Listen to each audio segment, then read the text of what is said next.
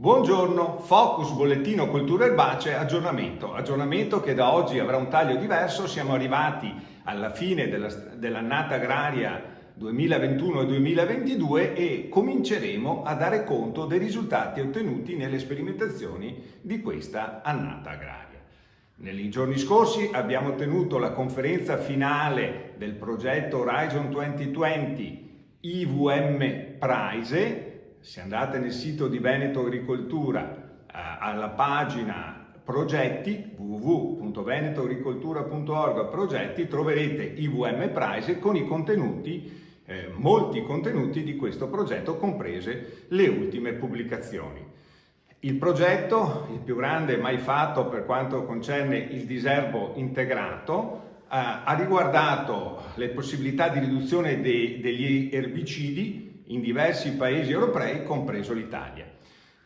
Nella nostra regione abbiamo lavorato soprattutto su mais e frumento e troverete dei risultati interessanti per quanto riguarda la possibilità, per esempio su mais, di ridurre di oltre il 70% la quantità di diserbanti, procedendo non solo al diserbo localizzato alla semina, ma anche al diserbo localizzato in post-emergenza, utilizzando una macchina innovativa che riesce a localizzare il diserbo, se necessario, sulla fila in post-emergenza e al contempo di lavorare molto vicino alle piante, quindi riuscendo a pulire il terreno dalle malerbe senza utilizzare diserbante fino a una distanza molto vicina alla fila del mais.